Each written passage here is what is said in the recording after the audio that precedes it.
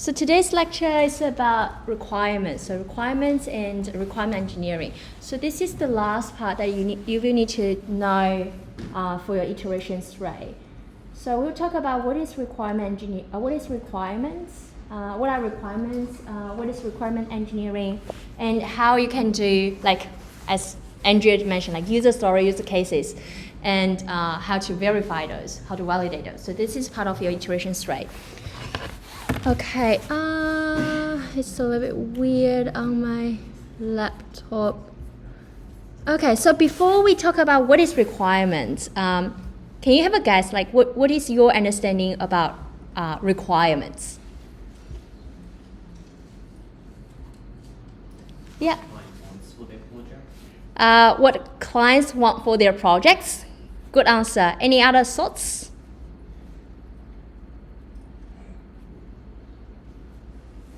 Yeah, yeah, that's like part of the answer, part of the correct answer.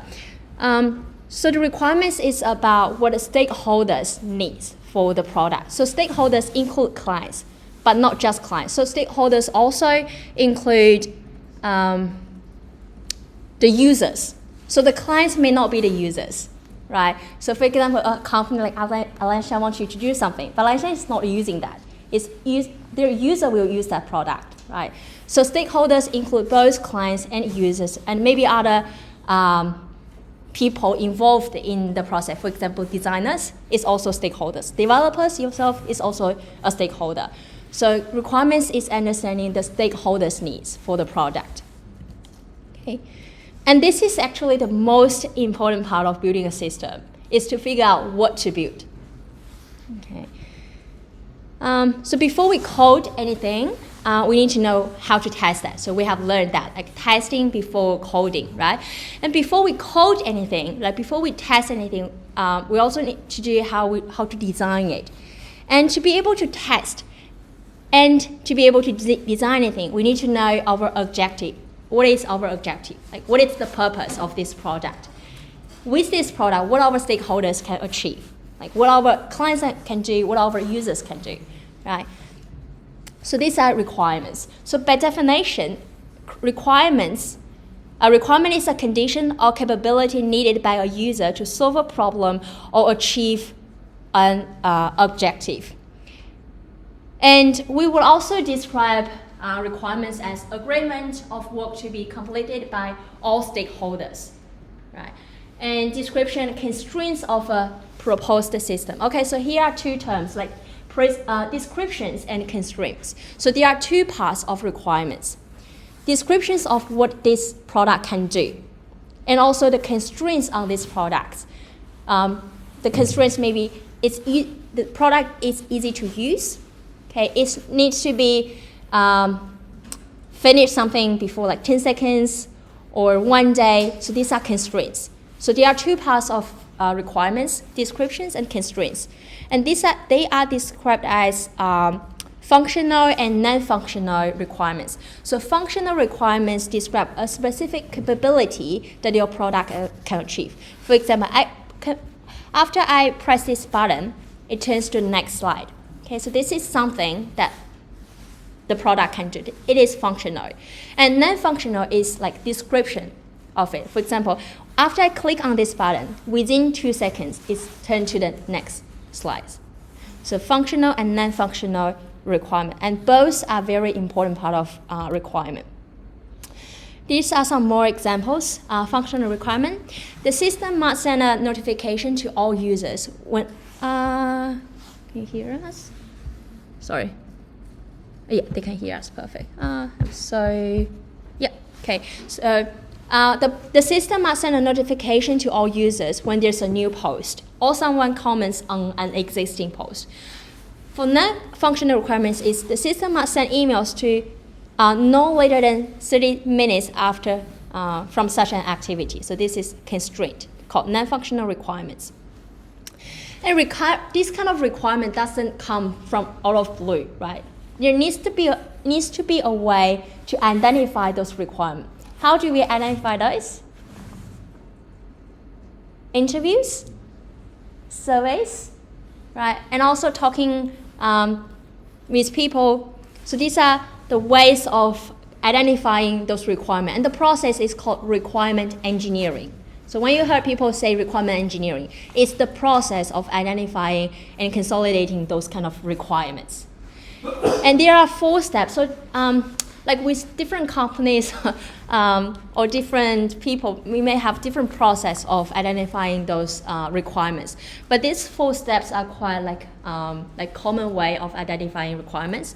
The first is called elicitation. It's just interview, surveys, talking with people. Analysis is after you have done those interview, survey, talking with people, you analyze those data.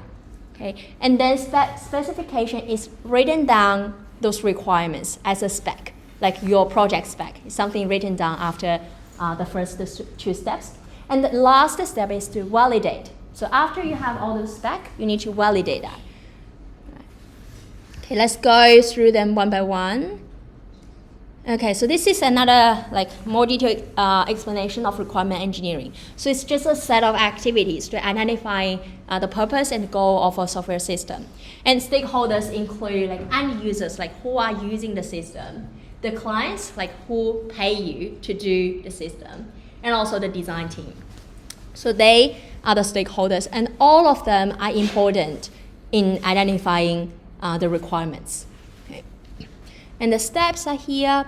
The step 1 is raise your hand, ask questions, talk with people, right? Interview with stakeholders. So you interview with all of them, so not just client. Remember that when you are given a job with a client, not only talk with them, you need to talk with the people who you also need to talk with people who actually use it, and also the design team. Focus group. Focus group is very similar to interviews with stakeholders, but the difference is doing interviews is more often one-on-one. So one interviewer, one interviewee. But for focus group, you bring a group of people together. Maybe include developer, designer, client, user, and also the people who are doing the interview. It's a group of people coming together. And maybe also the experts, the field experts in the area. So this is a focus group. And the question you may ask is what if? Or what is it? So for example, you are designing or developing a new to-do app, you may ask, what if your app can now do something different, like this or that? Okay, so what if you have a to-do app that can blah, blah, blah, blah? And you may also ask a lot of questions like why? Why you are doing things in this particular way? Or maybe your stakeholder raise a problem, like a challenge they have with their current to-do app. You ask questions like why? So often we want to dig deeper in our questions. So, yeah. And the next step is analysis. So after you have done all the interviews, focus group, market research, talking with experts, you have all of this data. Okay. Now what you are going to do is to analyze those data. Identify the dependencies, whether there's any conflicts, the clients want you to do this, but the users want something different. So then you need to do some analysis, why the clients want the app or the system to be in this way, and why the users want to be in another way. Right? So you analyze those data, but without making any decisions at this stage. Just analyze that. Analyze anything from the data, and establish relative priorities. They may ask a lot of things for your to-do app, and you cannot do all of them at once. Right? So the next step is prioritize those tasks, right, based on data. Again, so all of decisions in this requirement engineering process needs to be evidence-based. So everything needs to be from data. Maybe it's from the stakeholders, maybe it's from research, maybe it's from literature, maybe it's from experts, but it needs to be evidence-based. And usually this can be done through 2 ways, like user stories or use cases. I will try if I can cover those today, but if not, we'll make sure to mention those in the Wednesday lecture. So after you have done the analysis, the next step is to have a spec, your project spec. This is the stage where you break the requirements into functional or non-functional requirements. So you kind of write things down. Okay, so you write something like the system shall do this, the system should make sure follow those constraints or something like that. So this is your spec. So after you have done analysis, you write everything down. And then validation. So validation is very, very important. So validation is the process, like you go back to stakeholders and make sure that those requirements are correct. Why? Like, can you guess why we need this step? Make sure you're on the right track. To make sure that we are on the right track, exactly. Because in many cases, not only the clients, but also the users, they do not know what they want.